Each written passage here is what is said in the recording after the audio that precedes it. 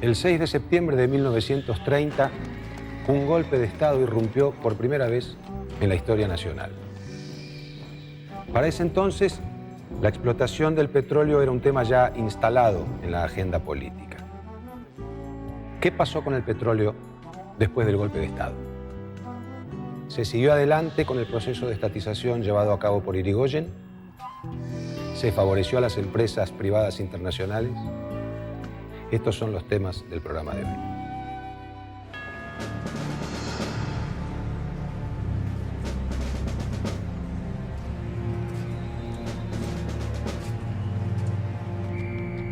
En el verano de 1932, Agustín Pedro Justo fue electo presidente.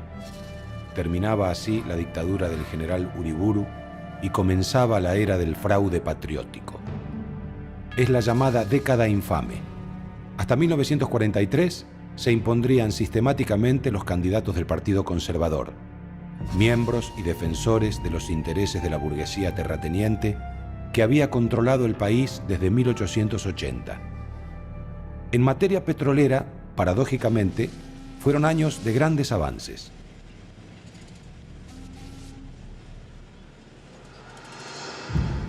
A poco de asumir, el presidente Justo designó al ingeniero Ricardo Silveira para que se desempeñara al frente de YPF. Silveira ocuparía el cargo durante 11 años. Continuaría la obra de Mosconi, fortaleciendo la política petrolera estatal en un contexto de crisis económica mundial. Se lo resumo con 3 palabras. 30 al 32, olla popular. La Intendencia, que había sido intervenida varias veces, en cuyas intervenciones intervino en 2 de ellas activamente el general Mosconi, pidió a las empresas colaboración. Las empresas, el petróleo estaba en baja, no había venta, no se producía, echaban gente. Era el negocio. No rinde, se echa. La diferencia está en que Justo cuando viene después no echa a las multinacionales, pero tampoco destroza YPF. Al contrario. Lo nombra a Silveira, que es un mosconiano de lujo, que le permite seguir creciendo a YPF. Es decir, la fuerza de YPF era espectacular. Es un continuador de Mosconi. Más moderado, no tenía tanta influencia militar, porque con Justo desaparece, por lo menos en la superficie, la influencia militar en la conducción de YPF. En la práctica hay una continuidad, sobre todo en YPF, quizá a veces en muchas ocasiones en contra del propio Poder Ejecutivo. Gobierno y oposición coincidían en que era necesaria una nueva legislación para el petróleo. Fue así que el Congreso aprobó el nuevo reglamento de YPF, dándole grandes atribuciones. Podía controlar la exploración, explotación, transporte, refinación y comercialización del petróleo y sus derivados. Debía aportar al Estado el 10% de sus ganancias y un 5% a los empleados. YPF tampoco pagaría derechos de importación ni impuestos sobre sus inmuebles. Por otra parte, el reglamento le imponía condiciones. Las compras tenían que ser autorizadas por el Poder Ejecutivo y la empresa petrolera no podía fijar el precio de sus productos ni los sueldos de su personal. El buen funcionamiento de YPF dependía entonces de las relaciones con el gobierno de turno y el Ministerio de Agricultura. Justo envió al Congreso un proyecto de ley petrolera. Siguiendo la política que Mosconi había defendido en la década de los 20, la ley se ubicaba en una posición intermedia entre la estatización completa del petróleo y la entrega a los privados. El derecho sobre los yacimientos dependería de su ubicación. Podían ser federales, del Estado nacional o provinciales. En cuanto a la explotación, podía ser privada, pública o mixta. La explotación pública o mixta se haría a través de YPF. Después de algunos cambios, la ley se aprobó en 1935. Finalmente, el Estado podía controlar el petróleo argentino.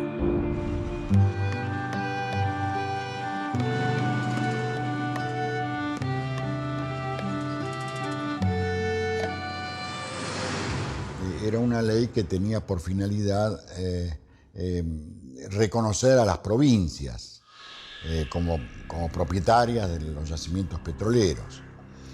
Pero hubo una política muy hábil de convenios entre la nación y las provincias, entre YPF y las provincias, por las cuales en la práctica, con excepción de Salta, en la práctica las provincias le daban a YPF la autorización para explotar, comercializar, etc. La ley permite legalizar las reservas porque muchas provincias argentinas habían hecho reservas, como le he dicho anteriormente. Entonces esas reservas quedan legitimadas. En segundo lugar, legaliza también las reservas que había hecho el Estado Nacional. El Estado Nacional había hecho reservas en Comodoro Rivadavia y en Plaza Huín. Con esta ley, el gobierno de Justo quería evitar que las compañías privadas operaran sin el control o la participación del Estado. Justo confirmó la reserva de explotación en todo el territorio federal por 10 años.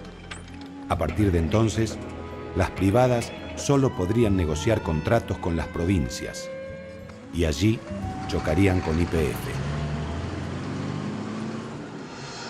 En el 31 se firma el contrato entre la provincia de Mendoza y Yacimientos Petrolíferos Fiscales, por el cual la provincia le cede tierras fiscales, le cede instalaciones y se compromete YPF a iniciar la exploración petrolera. El crecimiento fue explosivo. En 1938 se descubrió en Tupungato un gran yacimiento. Un año después se sumó el hallazgo de petróleo en Lunlunta. Para fines de la década de los 30, la empresa empleaba a casi 1000 personas solo en Mendoza. En 1941, la provincia generaba el 24% de la producción de YPF. Los hallazgos en Mendoza serían la clave de la consolidación de la empresa estatal durante los años 30. Silveira impulsó contratos similares con Santa Fe, San Juan, Jujuy, San Luis y Córdoba. Se hicieron estudios geológicos, pero no tuvieron éxito. La pelea importante por el petróleo argentino se dio en Salta, contra la Standard Oil, la petrolera más grande del mundo. En Salta, la Standard Oil, a diferencia de Comodoro y Huíncul, o sea, Chubut y Neuquén, en donde había sido el Estado el descubridor y el que llevaba la batuta de las cosas y los privados trataban de colarse ahí, en Salta el desarrollo inicial del petróleo lo hizo la Standard Oil, que además tenía pozos en Bolivia en el mismo yacimiento, o sea, divididos por un límite, pero entonces ya sabía que ahí había petróleo, hizo acuerdos con el gobierno salteño y empezó a desarrollar la explotación. Durante el gobierno de Uriburu, el interventor de Salta había firmado un contrato de explotación a favor de la Standard Oil. Ese contrato fue anulado, pero en marzo de 1932, la Corte Suprema ratificó las concesiones en territorio salteño. YPF contraatacó negociando otro contrato que bloqueaba el avance de la Standard. Este nunca entró en vigencia debido a que el Parlamento salteño impuso condiciones inaceptables para YPF. Salta contraatacó y firmó entonces un nuevo acuerdo con la Standard Oil que, sin perder tiempo, comenzó a construir un oleoducto y montó campamento en Tartagal. La pelea parecía perdida para YPF.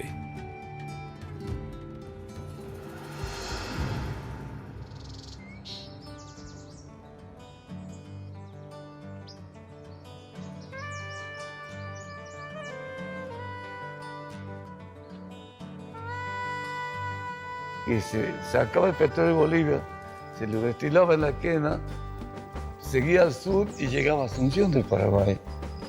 El mismo petróleo boliviano para combatir a ellos mismos.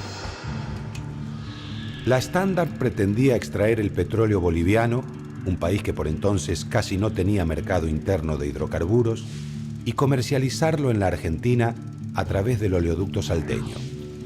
Sin embargo, esto iba en contra de los intereses británicos del Pacto Roca-Runciman. Por este acuerdo, la Argentina se había comprometido a comprar a Gran Bretaña la totalidad del carbón que consumía. Aumentar la producción de petróleo, por más que fuera extraído en otro país, iba en contra de los intereses británicos que establecía el tratado.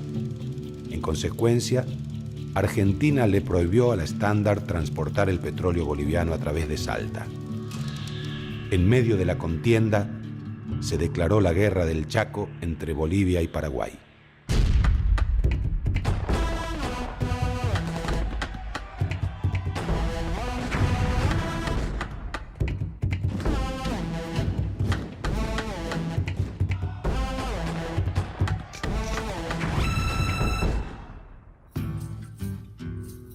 Paraguay y Bolivia se disputaban los territorios del Gran Chaco desde el siglo XIX, una zona árida y sin valor económico. Bolivia, además, buscaba una salida al mar a través del río Paraguay, después de haberla perdido en la Guerra del Pacífico con Chile. El conflicto se precipitó cuando la Standard halló petróleo en el Chaco boliviano. Se supuso entonces que el yacimiento se extendía por debajo de la zona en disputa hacia el este, del otro lado de la frontera paraguaya. El Chaco se convirtió en un territorio valioso. Se desató una guerra sangrienta y cruel en la que murieron 40.000 personas. Por un lado, Bolivia y la Standard Oil norteamericana. Por otro, Paraguay y la anglo-holandesa Royal Dutch Shell. Una guerra con olor a petróleo.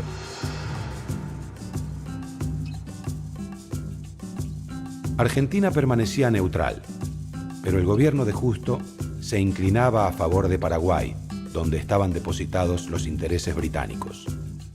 La paz se firmó en Buenos Aires y el mediador, el canciller argentino Carlos Saavedra Lamas, obtuvo el Premio Nobel de la Paz en 1936.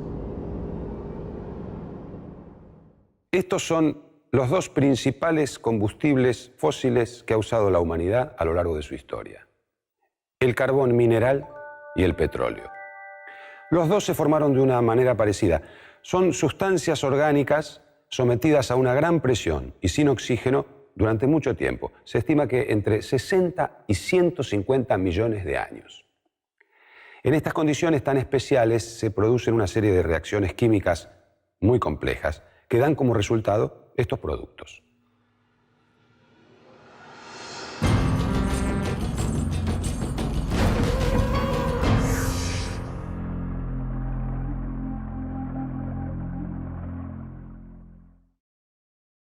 Si bien el carbón y el petróleo se formaron de manera similar y en las mismas condiciones, son muy distintos. ¿Cuáles son las diferencias? Se cree que cuando hay mayor presencia de material vegetal, el resultado es el carbón. Y que cuando hay mayor presencia de material animal, el resultado es el petróleo. Según los científicos, el petróleo se formó a partir de restos de plancton y de animales marinos sepultados durante millones de años. En los años 30, YPF era líder en producción de crudo, pero el negocio de los combustibles líquidos, naftas y querosén continuaba en manos de las transnacionales, especialmente la Standard Oil.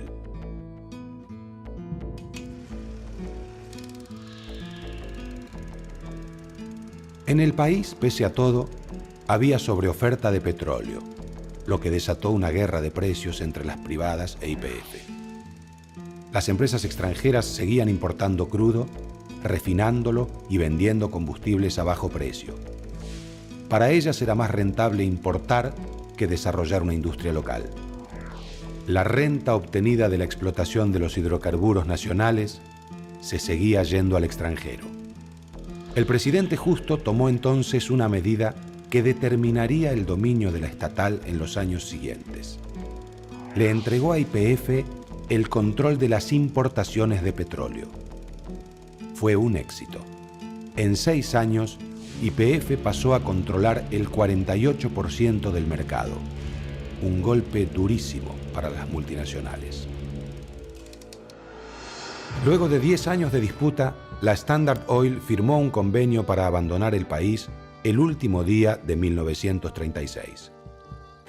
Vendía todos sus activos locales a YPF y sus empleados pasaban a la estatal. Además, se comprometía a no reingresar en el mercado por 15 años. El acuerdo incluía una cláusula que afirmaba que debía ser ratificado antes del mes por el presidente y el Congreso. Cuando esto finalmente se hizo, el 21 de enero de 1937, ya era tarde. La Standard había hecho uso de la cláusula y se había quedado en el país operando en la refinación y venta de combustible al público hasta nuestros días con la marca Esso. El Estado obtuvo el control de los hidrocarburos, pero nunca se logró expulsar a las petroleras transnacionales.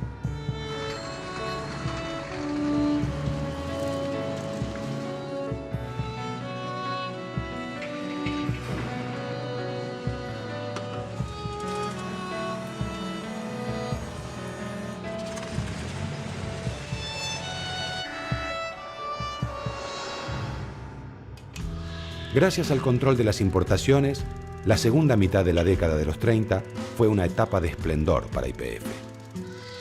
Aunque el monopolio del Estado no se concretó, las empresas privadas fueron relegadas a un rol secundario. La prioridad era encontrar nuevos yacimientos para aumentar la producción y lograr el autoabastecimiento. Se intensificaron las exploraciones y se hicieron importantes hallazgos en Mendoza, Salta, Neuquén y Chubut, en la zona de Comodoro Rivadavia y en Santa Cruz. Como resultado, la producción aumentó un 16% por año entre 1935 y 1940, llegando a casi 2 millones de metros cúbicos anuales. El más importante fue el aporte de los yacimientos de Mendoza. Con el tiempo se va a encontrar en el año 40 el petróleo en la zona de Lulunta, cerca de Carrizal, después se encontraría en la zona de Barranca, con lo cual se completaría un triángulo que es el que termina determinando la segunda instalación de la actual refinería de Luján de Cuyo. Esa refinería que primero había sido como destilería, se había instalado en Godoy Cruz. La refinería de Luján de Cuyo, como nosotros la conocemos, destilería y refinería de Luján de Cuyo, empieza un desarrollo muy tenue, pero sistemáticamente, a medida que el petróleo se va transformando en un área de la economía de Mendoza, va adquiriendo cada vez más notoriedad. Es muy importante el nivel de desarrollo que alcanza esta destilería, porque se transforma inclusive en un verdadero polo de atracción poblacional, de concentración de población. Se instalaron nuevas refinerías en Mendoza, Salta y Santa Fe y se amplió la de La Plata. Gracias a estas inversiones, YPF triplicó su capacidad de procesamiento. En 6 años, la producción creció un 250%. Lo que le faltaba a YPF para consolidar su dominio era una red de puntos de venta eficiente. Fíjese qué notable que la estructura administrativa y de organización de YPF tendría que ser estudiada en todas las facultades del país que se cargan de administración. Es tomada como modelo por la empresa inglesa. Mandan sus técnicos para estudiar cómo había organizado Mosconi YPF y en base a esa organización ellos van a organizar su empresa, que es la British Petroleum, que pasa a ser la empresa de la corona inglesa y que pasa a ser con los años la empresa más rentable del mundo, más rentable que el Standard Oil y la Royal Dutch. Y está organizada sobre la base de la estructura que había previsto Mosconi. Durante los años 30, el gobierno de Justo construyó la primera gran red de carreteras financiada principalmente con los impuestos al petróleo. Se necesitaban estaciones de servicio que cubrieran esa red. YPF se asoció con el Automóvil Club Argentino para llevar adelante ese proyecto. A fines de la década, YPF tenía estaciones de servicio y surtidores en todo el país. Eso también es un tema muy importante, porque el Automóvil Club Argentino va a tener estaciones de servicio en todo el país y va a tener la exclusividad de la venta del petróleo, de los combustibles de YPF. Es decir, que usted piense que en ese momento ya los automóviles, los vehículos particulares y los camiones, transporte automotor, empieza a desarrollarse en todo el país Y en cada lugar donde usted llegaba, todavía hay pueblos por ahí que uno encuentra, que está todavía la vieja bomba de nafta del Automóvil Club o de YPF. El crecimiento de YPF era imparable. Amplió su producción con lubricantes, el insecticida P&F, que competía con el Fleet de la Standard Oil, solventes y asfalto. El producto estrella era el gas licuado de petróleo que YPF comercializaba como Supergas.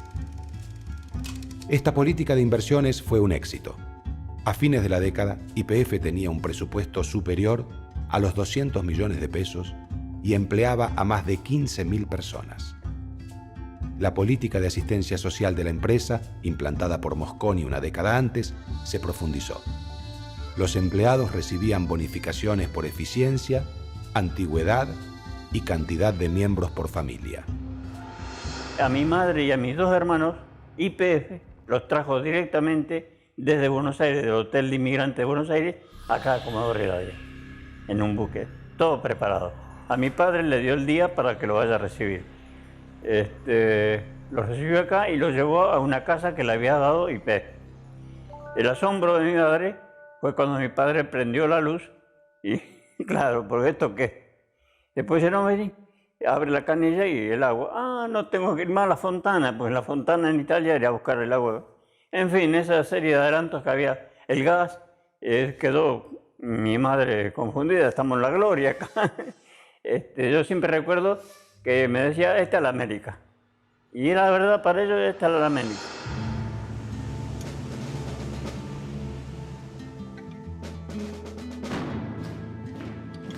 Cuando comenzó la Segunda Guerra Mundial, el proyecto de Mosconi de mantener el petróleo argentino bajo el control del Estado parecía haberse realizado. YPF era un modelo de lo que debería ser una empresa estatal. Durante una etapa difícil y compleja de la historia argentina, el país parecía haberse encaminado hacia el desarrollo petrolero y estaba cerca de alcanzar el autoabastecimiento energético.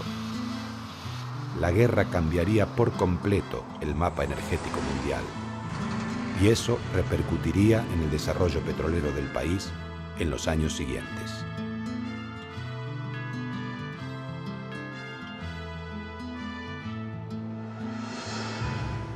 En las estaciones de servicio, la nafta y el gasoil se venden por litro.